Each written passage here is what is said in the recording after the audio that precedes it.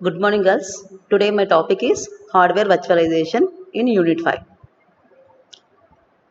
Girls, in this video, I am going to explain about what is hardware virtualization and types of hardware virtualization.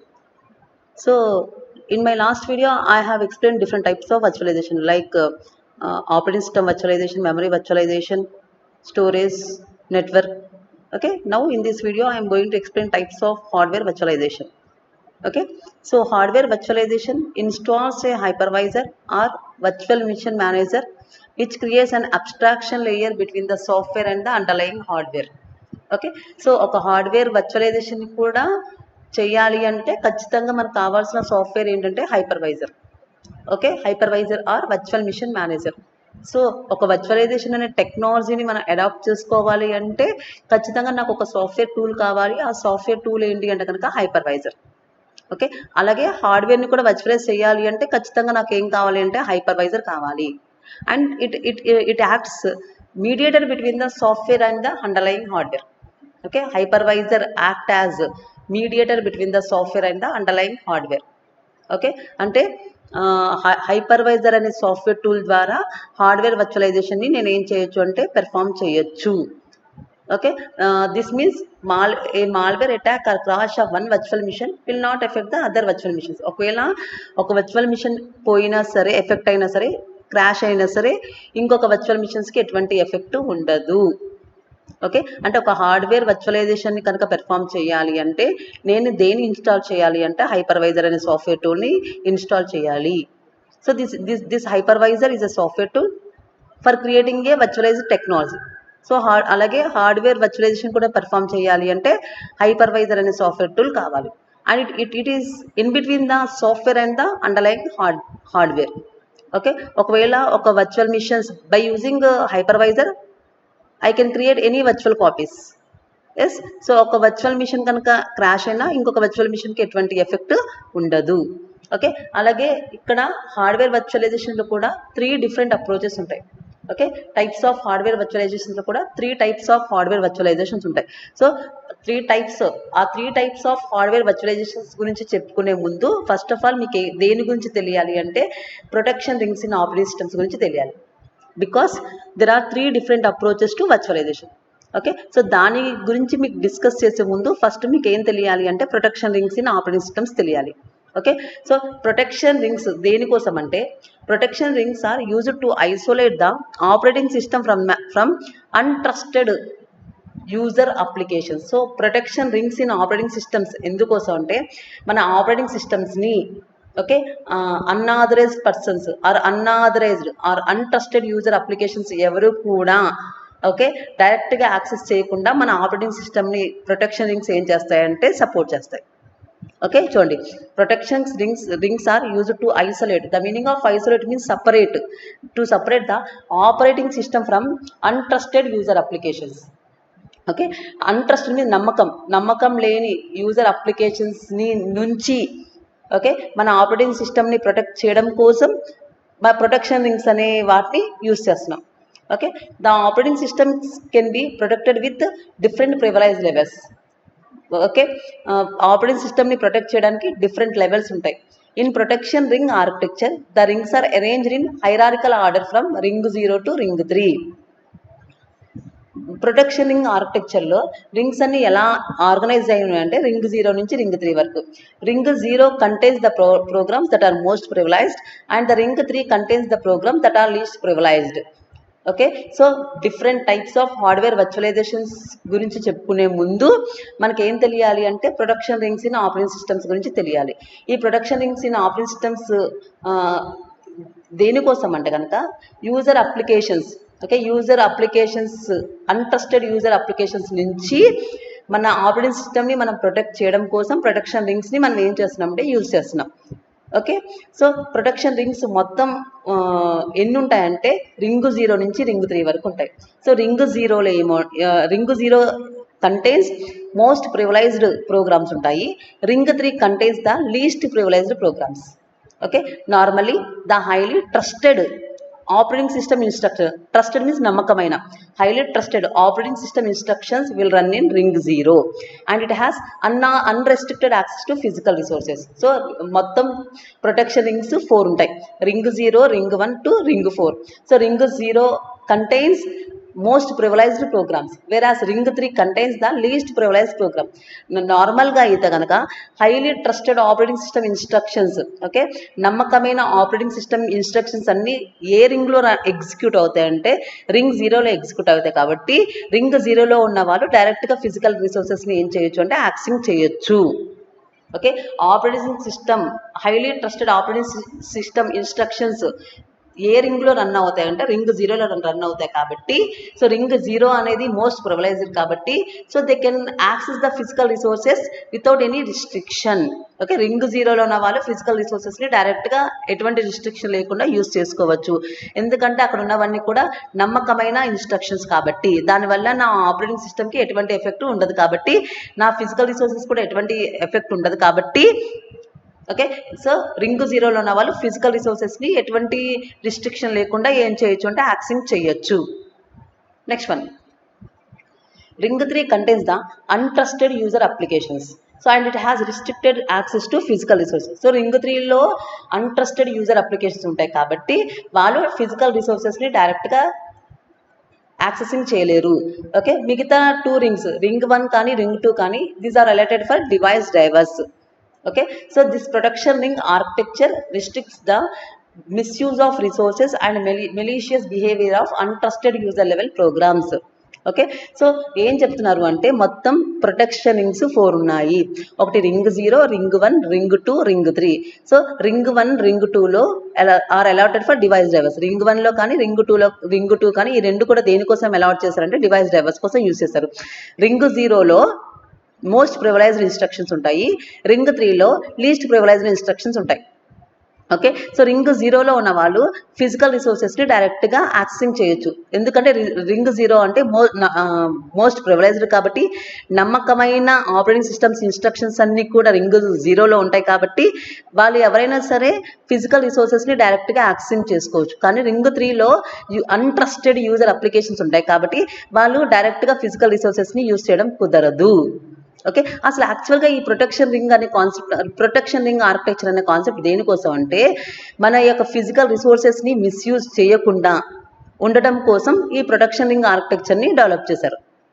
Okay, so untrusted user applications, ఎవరైనా untrusted user requests వల్ల మన రిసోర్సెస్కి ఏమైనా problem వచ్చినా problem రాకుండా ఉండటం కోసం protection ring ఆర్కిటెక్చర్ని develop చేశారు. Okay, so కొంతమంది రిసోర్సెస్ని మిస్యూజ్ చేసుకుంటారు కాబట్టి అలా రిసోర్సెస్ని ఎవరు మిస్యూజ్ చేయకుండా మన రిసోర్సెస్ని మనం కాపాడుకోవడం కోసం డెవలప్ చేసిన ఒక టెక్నాలజీ, ఒక ఆర్కిటెక్చర్ ఏంటి అంటే కనుక protection ring architecture. And it has 4 rings, ring 0 to ring 4. Okay, ring 0 means ring 0లో ఉన్న వాళ్ళు ఎవరైనా ఫిజికల్ రిసోర్సెస్ని డైరెక్ట్గా యాక్సెస్ చేయొచ్చు. రింగ్ 3లో ఉన్న వాళ్ళు ఫిజికల్ రిసోర్సెస్ని డైరెక్ట్గా యాక్సెస్ చేయడం కుదరదు. ఓకే, సో ఫర్ ఎగ్జాంపుల్ చూడండి, any user application from ring 3 cannot directly access the physical resources at it is the least privilege level, but the kernel of the operating system in ring 0 can directly access the physical resources as it is the most privileged level. So ring 0 which is a most privileged level కాబట్టి direct గా physical resources ని access చేయొచ్చు. Ring 3 is the least privileged level కాబట్టి user applications అన్ని కూడా ring 3లో ఉంటాయి కాబట్టి వాళ్ళు ఫిజికల్ రిసోర్సెస్ ని డైరెక్ట్ గా యాక్సెస్ చేయడం కుదరదు. బికాస్ దేనికోసం ఇదంతా దేనికోసం అంటే కనుక మన రిసోర్సెస్ ని ఎవరు కూడా మిస్యూజ్ చేయకుండా మనం డెవలప్ చేసిన ఒక ఆర్కిటెక్చర్ ఏంటి అంటే కనుక protection rings. Okay, next one, depending on the type of the virtualization, the hypervisor and the guest operating system will run in different privilege levels. So మనం యూజ్ చేసుకునే వర్చువలైజేషన్ బట్టి చెప్పాం కదా, హార్డ్వేర్ వర్చువలైజేషన్లో 3 టైప్స్ ఉంటాయి. మనం యూజ్ చేసుకునే virtualisation టైప్ని బట్టి మన యొక్క హైపర్వైజర్ కానీ మన యొక్క గెస్ట్ ఆపరేటింగ్ సిస్టమ్ కానీ డిఫరెంట్ లెవెల్స్లో రన్ అవుతాయి. అంటే హైపర్వైజర్ కానీ గెస్ట్ ఆపరేటింగ్ సిస్టమ్ కానీ will run either in ring 0, ring 1, ring 2, ring 3. Okay, so అది వర్చువలైజేషన్ యొక్క టైప్ని బట్టి హైపర్వైజర్ కానీ గెస్ట్ ఆపరేటింగ్ సిస్టమ్ కానీ డిఫరెంట్ లెవెల్స్లో డిఫరెంట్ ప్రివిలేజ్ లెవెల్స్లో ఏమవుతాయంటే రన్ అవుతాయి. Okay, next one. So guys, if you observe, this is the protection rings. So here we have 4 rings, ring 0, ring 1, ring 2, ring 3. Okay, so ring 0 kernel of operating system, it is most privileged and ring 3 user applications least privileged. So ring 3లో ఉన్న వాళ్ళు ring 3లో ఉన్న వాళ్ళు డైరెక్ట్గా physical రిసోర్సెస్ని access చేయడం కుదరదు. But ring 0 okay operating systems instructions అన్ని రింగ్ 0లో ఎగ్జిక్యూట్ అవుతాయి కాబట్టి వీళ్ళు ఫిజికల్ రిసోర్సెస్ని డైరెక్ట్గా యాక్సెస్ చేయొచ్చు. And ring 1 and ring 2 are used for device drivers. Okay so most privileged instructions will run in ring 0 whereas least privileged instructions will execute in ring 3. So ring 3 cannot access the physical resources directly. Okay, next one. Normally, the hypervisor will run with the most privileged level at ring 0 and the guest operating system will run at the least privileged level than the hypervisor. Okay, so చెప్పాను కదా type of hardware virtualisation బట్టి okay hypervisor కానీ operating system కానీ ఏదో ఒక privilege లెవెల్లో execute అవుతుంది. So ఇక్కడ జనరల్గా అయితే hypervisor will run with the most privilege level at ring 0. Maximum hypervisor ఏ లెవెల్లో ఎగ్జిక్యూట్ అవుతుందంటే రింగ్ 0. సో రింగ్ 0 అంటే ఏంటి? రింగ్ 0 అంటే ఏంటి? వాళ్ళు ఫిజికల్ రిసోర్సెస్ని డైరెక్ట్గా యాక్సెస్ చేయొచ్చనే కదా. అంటే ఇప్పుడు హైపర్వైజర్ రింగ్ 0లో ఉందంటే hypervisor can access the physical resources directly. Okay, because it is trusted. This software is trusted tool. It can access the resources, physical resources directly, so that మన resources కి ఎటువంటి effect ఉండదు. Okay, that's the logic. And the guest operating system. So guest operating system అంటే virtual machine లో execute అయ్యే operating system ఏంటంటే guest operating system will run at the least privileged level than the hypervisor. by default hypervisor ఏమో ring 0లో ఉంటే guest operating system ఏమో least privilege level అంటే maximum ring 3లో ఉంటుంది. ఓకే సో ఈ రెండింటితో కంపేర్ చేసుకుంటే మోస్ట్ ప్రివిలైజ్ లెవెల్ ఏమో హైపర్వైజర్, లీస్ట్ ప్రివిలైజ్ లెవెల్ ఏమో guest operating system. Okay so physical రిసోర్సెస్ని ఎవరు డైరెక్ట్గా యాక్సెస్ చేయగలరు? Hypervisor, but not guest operating system. అది కూడా దేని మీద డిపెండ్ అయి ఉంటుంది అంటే టైప్ ఆఫ్ ద వర్చువలైజేషన్ మీద డిపెండ్ అయి ఉంటుంది. Okay there are 3 types of approaches in our virtualization. So hardware virtualization lo 3 types of approaches ఉంటాయి. Well, first one is full virtualization, second one is para virtualization and third one is hardware assisted virtualization. So ఇప్పుడు ఒక్కొక్క virtualization గురించి చెప్పుకుందాం. Okay so because hardware virtualisation perform చేయాలి అన్న hypervisor కావాలి. అది ఉంటే కనుక మన హార్డ్వేర్ వర్చువలైజేషన్ కూడా పెర్ఫామ్ చేయొచ్చు. సో హార్డ్వేర్ వర్చువలైజేషన్లో 3 types ఉంటాయి, full, para and hardware assisted virtualisation.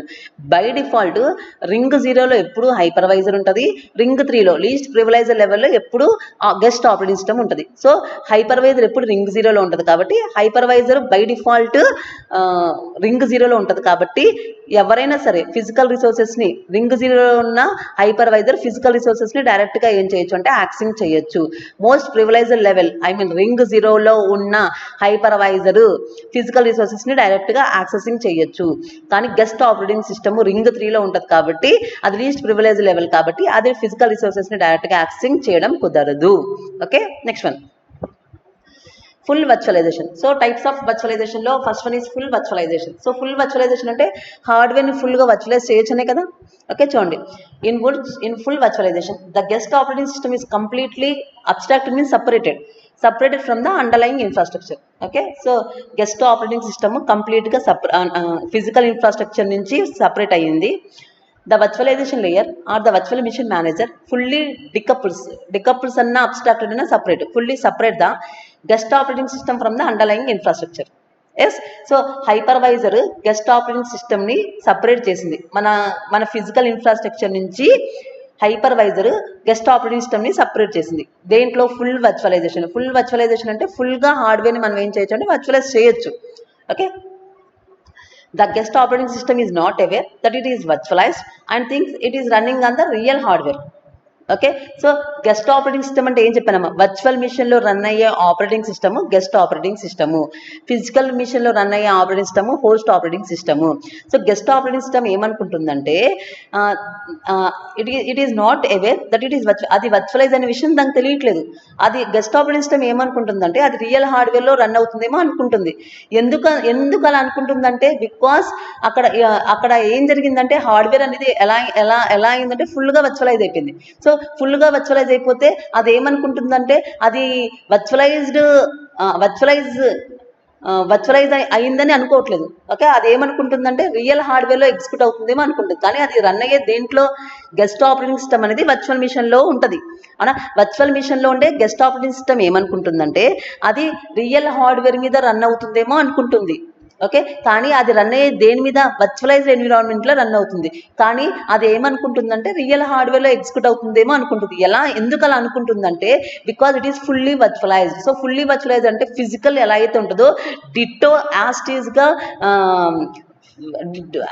యాస్టీస్గా virtual hardware కూడా అలాగే ఉంటుంది. కాబట్టి అదేమనుకుంటుందంటే గెస్ట్ ఆపరేటింగ్ సిస్టమ్ ఏమనుకుంటుందంటే it is thinking that it is running on the real hardware. Okay, but it does not know or it does not aware that it is virtualised. Okay, అది virtualised ఎన్విరాన్మెంట్లో execute అవుతుంది అని తెలియట్లేదు.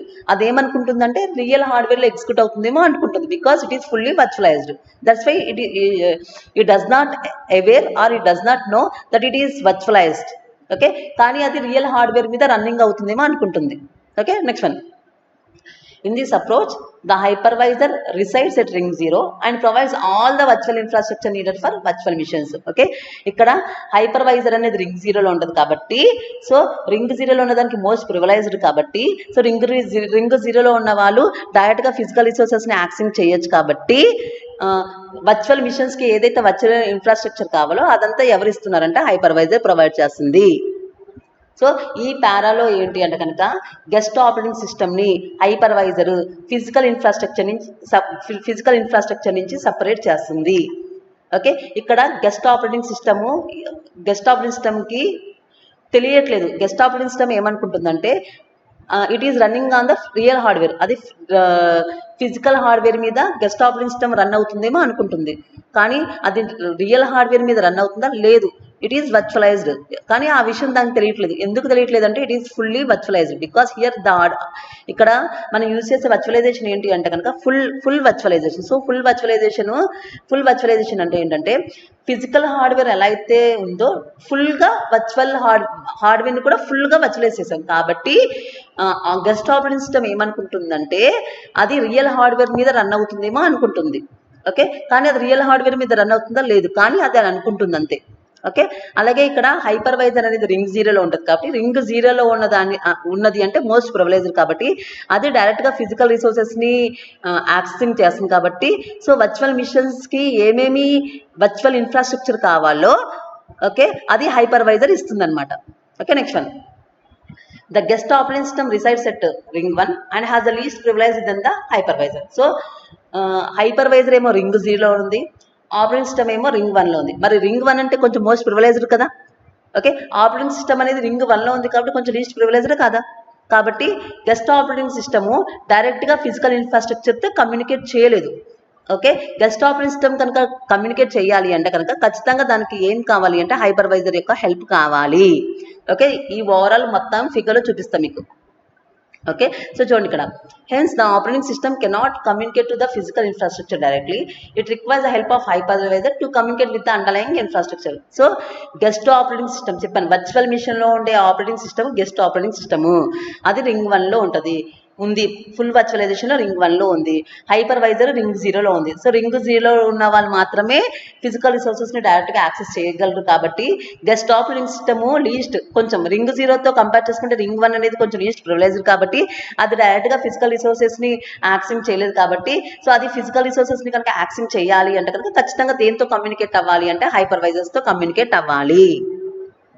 Okay, so అలా communicate అవ్వడానికి okay this approach uses binary translation and direct execution techniques in full hardware virtualization. Here we are using the two approaches. One approach is binary translation and the second one is direct execution techniques. So binary translation is used to translate non-virtualized guest operating system instructions with new sequence of instructions that have the same intended effect on the virtual infrastructure. So ikkada mana use chesindi enti ante kanaka binary translation because here the guest operating system at ring 1 cannot directly communicate with the hypervisor at cannot directly communicate with the physical infrastructure because it is in ring 1 which is least privileged when comparing to hypervisor which is in ring 0. So physical ఇన్ఫ్రాస్ట్రక్చర్ని access చేయాలి అంటే ఖచ్చితంగా guest operating system hypervisor యొక్క help తీసుకోవాలి.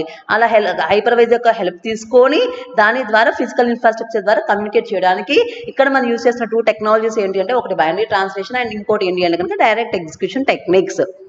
Okay, so ఇక్కడ binary translation ద్వారా ఏంటి అంటే కనుక ఇక్కడ guest operating system okay full hardware virtualisation ఏదైతే గెస్ట్ ఆపరేటింగ్ సిస్టమ్ ఉందో ఆ గెస్ట్ ఆపరేటింగ్ సిస్టమ్ని మాడిఫై చేయడం కుదరదు. ఓకే, అంటే because here the guest operating system is not modifiable. Okay, guest operating సిస్టమ్ని మనం మాడిఫై చేయడానికి కుదరదు. ఓకే, ఒకవేళ గెస్ట్ ఆపరేటింగ్ సిస్టమ్ని మాడిఫికేషన్ చేయడానికి ట్రై చేసినా సరే హైపర్వైజర్ modification చేయడానికి కుదరనివ్వదు. Okay, so here we are using the approaches binary translation and direct execution techniques. So by using this binary translation and direct execution techniques, the guest operating system will be communicated to the physical infrastructure with the help of the hypervisor. Okay, and here the guest operating system instructions cannot be modified in full virtualization. Okay, ఎందుకంటే ఫుల్గా virtualise అయింది కాబట్టి guest operating system యొక్క ఇన్స్ట్రక్షన్స్ని modification చేయడానికి కుదరదు. ఒకవేళ అది modification చేయడానికి ట్రై చేసినా సరే హైపర్వైజర్ ట్రాప్ చేసేస్తుంది అనమాట. ఓకే, హైపర్వైజర్ ట్రాప్ చేసి గెస్ట్ ఆపరేటింగ్ సిస్టమ్ని ఎటువంటి మోడిఫికేషన్ లేకుండా చేస్తుంది. Okay, in full virtualisation there is no modifications in guest operating system. That's the logic because to provide security for the virtualisation for our hardware. Okay, full virtualisation అంటే ఫుల్గా virtualise ఉంటుంది కదా, అంటే ఫిజికల్గా ఎలా ఉంటుందో లాజికల్ కూడా డిట్టో అలాగే ఉండాలి. కాబట్టి గెస్ట్ ఆపరేటింగ్ సిస్టమ్ని ఎటువంటి మోడిఫికేషన్స్ ఉండవు. ఓకే, గెస్ట్ ఆపరేటింగ్ సిస్టమ్ ఇన్స్ట్రక్షన్స్లో ఎటువంటి మోడిఫికేషన్స్ ఉండవు. Okay, next one.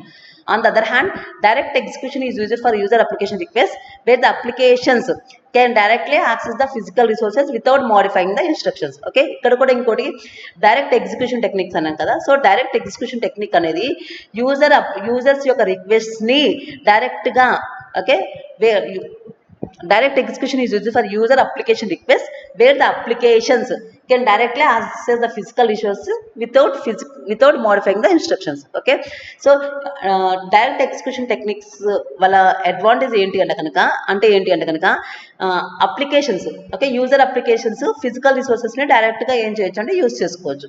ఓకే, కానీ ఇన్స్ట్రక్షన్స్ని మోడిఫికేషన్ చేయడం కుదరదు. ఓకే, సో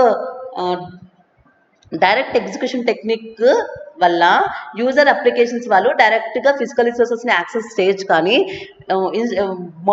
ఎటువంటి ఇన్స్ట్రక్షన్స్ని మోడిఫికేషన్ చేయడానికి కుదరదు. Okay, that is full virtualisation. ఫిగర్లో చూపిస్తాను, కొంచెం క్లారిటీగా అర్థమవుతుంది. సో ఫుల్ వర్చువలైజేషన్ అంటే ఏంటంటే ఫుల్గా వర్చువలైజ్ చేయడం. ఓకే, ఫిజికల్గా ఎలా అయితే ఉందో అలా ఫుల్గా వర్చువలైజ్ చేయడం.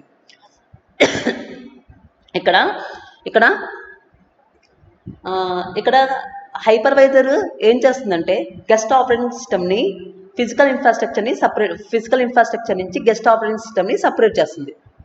ఓకే, అండ్ ఇంకొక విషయం ఏంటంటే గెస్ట్ ఆపరేటింగ్ సిస్టమ్ ఏమనుకుంటుందంటే అది రియల్ హార్డ్వేర్లో రన్ అవుతుందేమో అనుకుంటుంది. ఎందుకు అలా అనుకుంటుందంటే అది ఫుల్ వర్చువలైజ్డ్ కాబట్టి, డిట్టో ఫిజికల్ హార్డ్వేర్ ఎలా అయితే ఉంటుందో ఫుల్గా వర్చువలైజ్ అయింది కాబట్టి లాజికల్ హార్డ్వేర్ కూడా అలాగే ఉంటుంది కాబట్టి రియల్ హార్డ్వేర్ మీద రన్ అవుతుందేమో అనుకుంటుంది.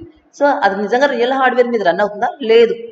ఓకే, కానీ ఇక్కడ వర్చువల్ మిషన్కి ఏవైతే ఫిజికల్ రిసోర్సెస్ కావాలో అవన్నీ కూడా హైపర్వైజర్ ఏం చేస్తుందంటే వర్చువల్ మిషన్స్కి ఏవైతే వర్చువల్ ఇన్ఫ్రాస్ట్రక్చర్ కావాలో అవన్నీ ప్రొవైడ్ చేస్తుంది.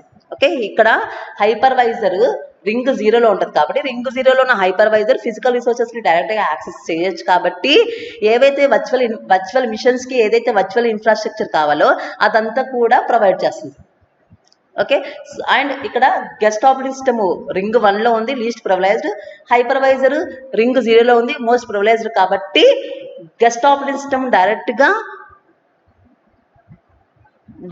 ఫిజికల్ ఇన్ఫ్రాస్ట్రక్చర్తో కమ్యూనికేట్ చేయలేదు కాబట్టి ఖచ్చితంగా ఫిజికల్ ఇన్ఫ్రాస్ట్రక్చర్తో అది కమ్యూనికేట్ చేయాలి అంటే ఖచ్చితంగా అది దేని యొక్క హెల్ప్ తీసుకోవాలి అంటే కనుక హైపర్వైజర్ యొక్క హెల్ప్ తీసుకోవాలి. ఎందుకంటే హైపర్వైజర్ ఏమో రింగ్ 0లో ఉంది, గెస్ట్ ఆపరేటింగ్ సిస్టమ్ ఏమో రింగ్ 1లో ఉంది.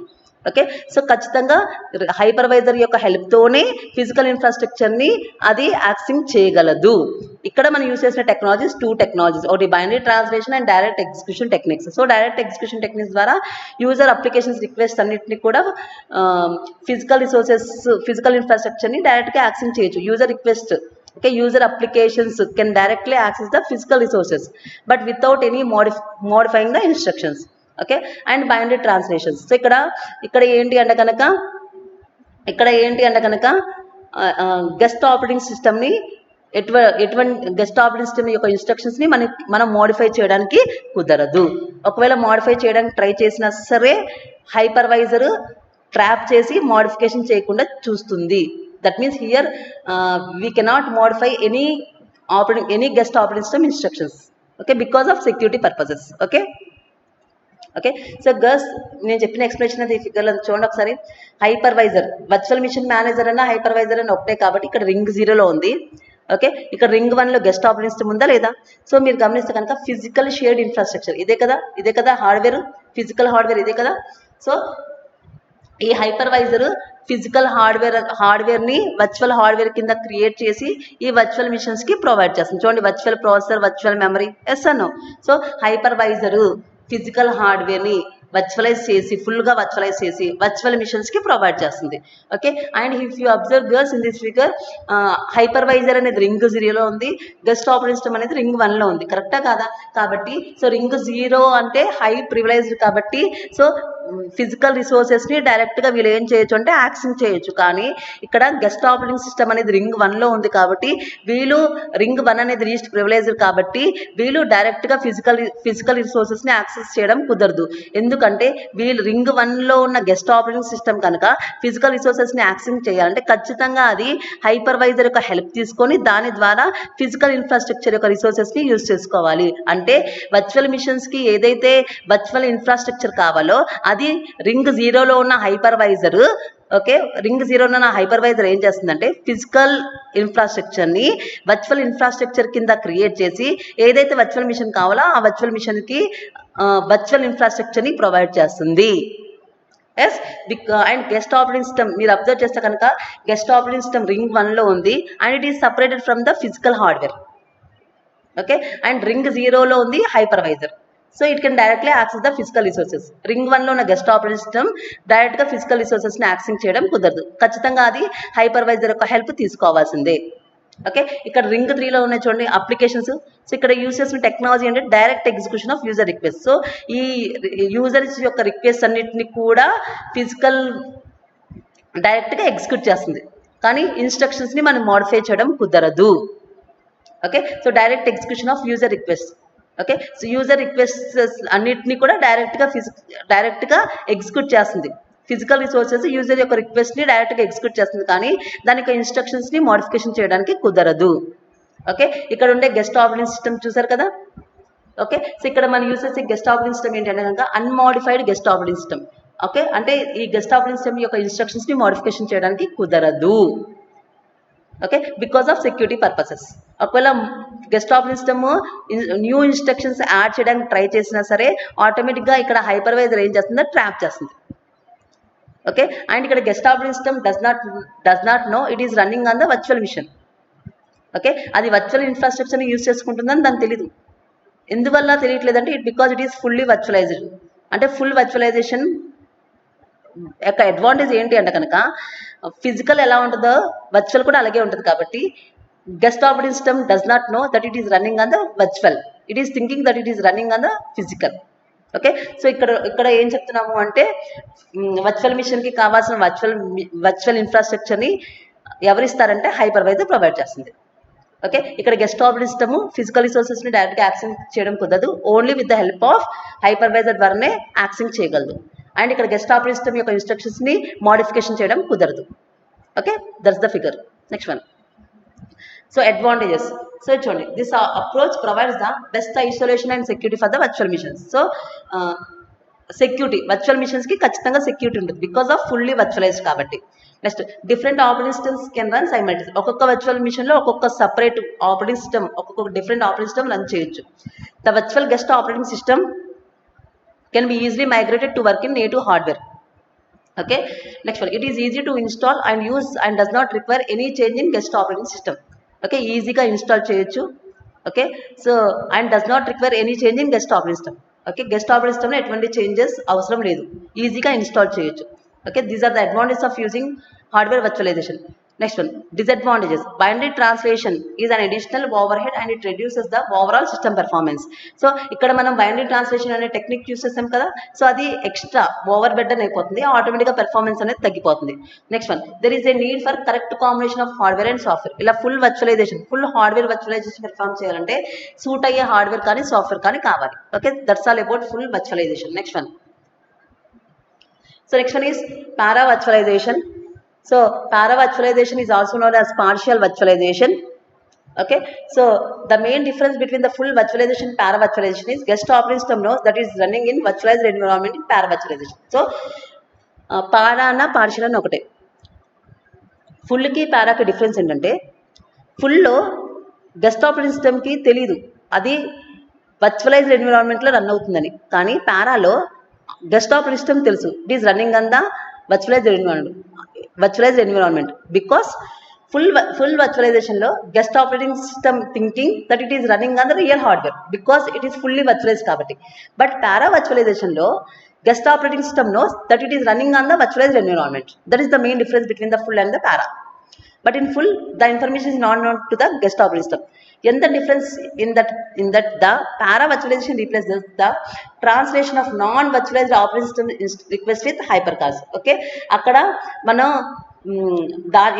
para ki full ki inko difference ఏంటంటే అక్కడ మనం non virtualized operating systems request ఉన్నాయి కదా. ఓకే, బైనరీ ట్రాన్స్లేషన్ యూస్ చేసాం కదా, ఫుల్ వర్చువలైజేషన్లో బైనరీ ట్రాన్స్లేషన్ మెథడ్ యూస్ చేస్తాం. దాని బదులుగా ఇక్కడ మనం ఏం యూస్ చేస్తున్నాం అంటే హైపర్ కాల్స్ యూస్ చేస్తున్నాం.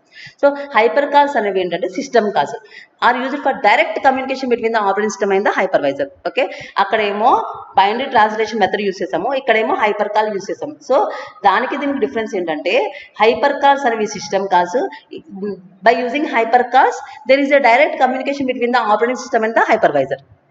ఓకే, సో ఎప్పుడైతే ఆపరేటింగ్ సిస్టమ్కి హైపర్వైజర్కి డైరెక్ట్గా కమ్యూనికేషన్ ఉందో ఆటోమేటిక్గా మనకి పెర్ఫార్మెన్స్ కానీ ఎఫిషియన్సీ కానీ ఏమవుతుందంటే బాగుంటుంది.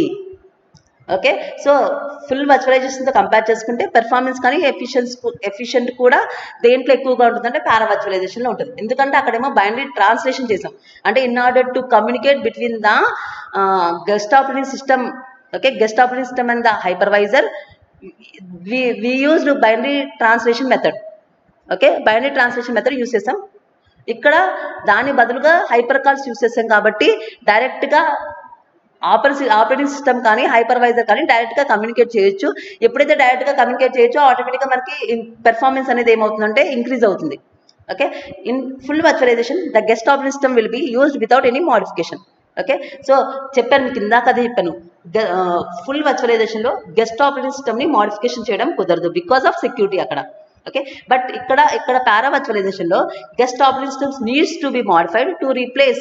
ఓకే, కానీ ఖచ్చితంగా పారా వర్చువలైజేషన్లో గెస్ట్ ఆపరేటింగ్ సిస్టమ్ని ఖచ్చితంగా ఏం చేయాలంటే మోడిఫికేషన్ చేయాలి. ఎందుకోసం అంటే అక్కడ బైనరీ ట్రాన్స్లేషన్ బదులు ఇక్కడ మనం ఏం యూస్ చేస్తున్నాం, హైపర్ కాల్స్ యూస్ చేస్తున్నాం కాబట్టి ఇక్కడ మనం ఏం చేయాల్సి వస్తుందంటే ఖచ్చితంగా గెస్ట్ ఆపరేటింగ్ సిస్టమ్ యొక్క ఇన్స్ట్రక్షన్స్ని మోడిఫై చేయాల్సి వస్తుంది. That is about para virtualization. So main పారాకిను ఫుల్కి డిఫరెన్స్ ఏంటంటే ఫుల్లో గెస్ట్ ఆపరేటింగ్ సిస్టమ్కి తెలియదు, ఏం తెలియదు, అది వర్చువలైజ్డ్ ఎన్విరాన్మెంట్లో రన్ అవుతుందన్న విషయం గెస్ట్ ఆపరేటింగ్ సిస్టమ్కి తెలియదు. కానీ పారా వర్చువలైజేషన్లో guest operating system know that it is running on the virtualized environment because it is para virtualized. అంటే మొత్తం ఫుల్ హార్డ్వేర్ వర్చువలైజ్ అయిందా కాదు, పార్షియల్ హార్డ్వేర్ మాత్రమే వర్చువలైజ్ అయింది కాబట్టి దానికి తెలుసు, అది గెస్ట్ ఆపరేటింగ్ సిస్టమ్కి తెలుసు అది వర్చువలైజ్డ్ ఎన్విరాన్మెంట్లో రన్ అవుతుంది. కానీ ఫుల్ వర్చువలైజేషన్లో ఫుల్గా హార్డ్వేర్ వర్చువలైజ్ అయింది కాబట్టి అక్కడ ఏమనుకుంటుందంటే గెస్ట్ ఆపరేటింగ్ సిస్టమ్ ఏమనుకుంటుందంటే అది రియల్ హార్డ్వేర్ మీద రన్ అవుతుందేమో అనుకుంటుంది. కానీ అది రియల్ హార్డ్వేర్ మీద అక్కడ రన్ అవుతుందా కాదు. కానీ పారా వర్చువలైజేషన్లో గెస్ట్ ఆపరేటింగ్ సిస్టమ్కి తెలుసు it is not running on the real hardware but it is running in the virtualized environment. That is one of the difference between para and partial. అక్కడేమో binary translation use చేసాము, ఇక్కడేమో hyper calls use చేసాము. And efficiency దేనికి ఎక్కువగా ఉంటుందంటే performance ఏది బాగుంటుందంటే పారాకి బాగుంటుంది. ఓకే, పారాకి బాగుంటుంది. కానీ సెక్యూరిటీ దేనికి ఎక్కువగా ఉంటుందంటే సెక్యూరిటీ దేనికి ఎక్కువగా ఉంటుంది, ఫుల్ వర్చువలైజేషన్కి సెక్యూరిటీ ఎక్కువగా ఉంటుంది. ఓకే, ఇక్కడేమో హైపర్ కాల్స్ యూస్ చేసాము, అక్కడేమో బైనరీ ట్రాన్స్లేషన్ యూస్ చేసాము.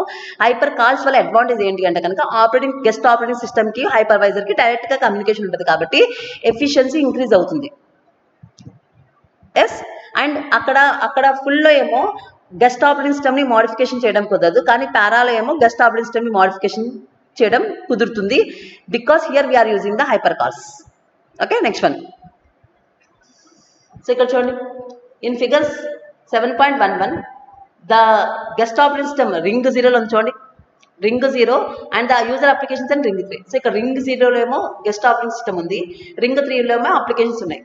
Okay, so as a guest OS is privileged position, it can communicate directly to the virtualization layer without any translation by means of hypercall. So మన modified guest operating system ring 0లో ఉంది కాబట్టి అది డైరెక్ట్గా virtualization లేయర్తో communicate అవుతుంది by the means of hyper calls. Because ring 0లో ఉంటే కనుక డైరెక్ట్గా ఫిజికల్ రిసోర్సెస్ని యాక్సెస్ చేయొచ్చు, కాబట్టి ఇది కూడా డైరెక్ట్గా వర్చువలైజేషన్ లేయర్తో ఫిజికల్ ఇన్ఫ్రాస్ట్రక్చర్తో డైరెక్ట్గా కమ్యూనికేట్ అవుతుంది, కాబట్టి ఎఫిషియన్సీ ఏమవుతుందంటే ఇంక్రీజ్ అవుతుంది. కానీ ఫుల్ వర్చువలైజేషన్లో డైరెక్ట్ కమ్యూనికేషన్ కుదరదు. అక్కడ అందుకే కమ్యూనికేషన్ కోసం అక్కడ బైనరీ ట్రాన్స్లేషన్ యూజ్ చేసాం. ఓకే, అలాగే ఇక్కడ కూడా చూడండి, అక్కడ గెస్ట్ ఆపరేటింగ్ సిస్టమ్ని మోడిఫై చేయడం కుదరదు, కానీ ఇక్కడ గెస్ట్ ఆపరేటింగ్ సిస్టమ్ని మోడిఫై చేయాలి because of para virtualisation. Okay, like in full virtualisation the user applications are allowed to access the underlying infrastructure directly. So ఇక్కడ కూడా చూడండి, అప్లికేషన్స్ రింగ్ 3లో ఉన్నాయి కాబట్టి ఇక్కడ కూడా అప్లికేషన్స్ కూడా అండర్లైయింగ్ ఇన్ఫ్రాస్ట్రక్చర్ని డైరెక్ట్గా యాక్సెస్ చేయొచ్చు. సో ఏవైతే అప్లికేషన్స్ ఉన్నాయో ఆ అప్లికేషన్స్ కూడా కింద ఉన్న ఫిజికల్ ఇన్ఫ్రాస్ట్రక్చర్ని డైరెక్ట్గా యాక్సెస్ చేసుకోవచ్చు, just like full virtualization. Okay girls, so this is the para virtualisation. Okay, para virtualization. So ఇక్కడ మీరు గమనిస్తే కనుక రింగ్ 0లో మోడిఫైయింగ్ గెస్ట్ ఆపరేటింగ్ సిస్టమ్ ఉంది కాబట్టి ఇది డైరెక్ట్గా వర్చువలైజేషన్ లేయర్తో కమ్యూనికేట్ అవుతుంది కాబట్టి పెర్ఫార్మెన్స్ బాగుంటుంది. ఓకే, ఫుల్లో గెస్ట్ ఆపరేటింగ్ సిస్టమ్ మోడిఫై చేయడం కుదరదు, కానీ ఇక్కడ గెస్ట్ ఆపరేటింగ్ సిస్టమ్ మోడిఫై చేయడం కుదురుతుంది. జస్ట్ లైక్ ఫుల్లో ఎలాగైతే ఫిజికల్ రిసోర్సెస్ డైరెక్ట్గా యాక్సెస్ చేస్తున్నాయో ఇక్కడ కూడా యూజర్స్ అప్లికేషన్స్ డైరెక్ట్గా ఫిజికల్ రిసోర్సెస్ని యాక్సెస్ చేయొచ్చు. Okay, next one, pros. So ఇక్కడ బైనరీ ట్రాన్స్లేషన్ అనేది లేదు కాబట్టి ఎఫిషియన్సీ బాగుంటుంది. ఓకే, ఫుల్ హార్డ్వేర్ని ఇంప్లిమెంట్ చేయాలంటే స్పెషల్ హార్డ్వేర్ కావాలి, కానీ ఇక్కడ అవసరం లేదు. That is one of the benefit of para or partial virtualization. Cons. Okay, ఇక్కడ there is an overhead of just OS kernel modification. Operating సిస్టమ్ని మోడిఫై చేయాలి కాబట్టి కొంచెం హెడేక్గా ఉంటుంది. Okay, and guest operating system cannot be migrated to run on physical hardware. Okay, modified guest operating సిస్టమ్ని physical infrastructure మీద run చేయడం కుదరదు. Okay, and it suffers from lack of backward compatibility and are difficult to migrate to other host. So ఈజీగా ఒక host నుంచి ఇంకో హోస్ట్కి move చేయడం కుదరదు. So all these are disadvantages of using para virtualisation. Next one, hardware assisted virtualisation.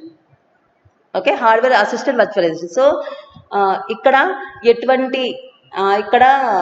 ఎటువంటి binary translation, okay, అలాగే guest operation modification లేకుండానే మనం పెర్ఫామ్ చేస్తున్నాం. ఓకే, ఇక్కడ చూడండి, ఇన్ ద ప్రీవియస్ అంతకుముందున్న 2 అప్రోచెస్లో బైనరీ ట్రాన్స్లేషన్ కానీ గెస్ట్ ఆపరేటింగ్ సిస్టమ్ మోడిఫికేషన్ కానీ పెర్ఫామ్ చేశాము, కానీ ఇక్కడ hardware vendor itself like Intel కానీ AMD కానీ supports for virtualization which eliminates much overhead involve the. Okay, ఇక్కడ ఈ హార్డ్వేర్ అసిస్టెడ్ వర్చువలైజేషన్లో ఎటువంటి బైనరీ ట్రాన్స్లేషన్ కానీ ఎటువంటి గెస్ట్ ఆపరేటింగ్ సిస్టమ్ మోడిఫికేషన్స్ కానీ చేయాల్సిన అవసరం లేదు, ఎటువంటి తలనొప్పులు మనకి ఉండదు.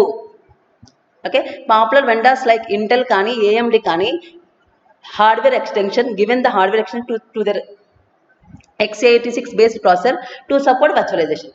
ఓకే, సో ఈ బైనరీ ట్రాన్స్లేషన్ మెథడ్స్ కానీ లేకపోతే గెస్ట్ ఆపరేటింగ్ సిస్టమ్ మోడిఫికేషన్ చేయాల్సిన అవసరం లేదు.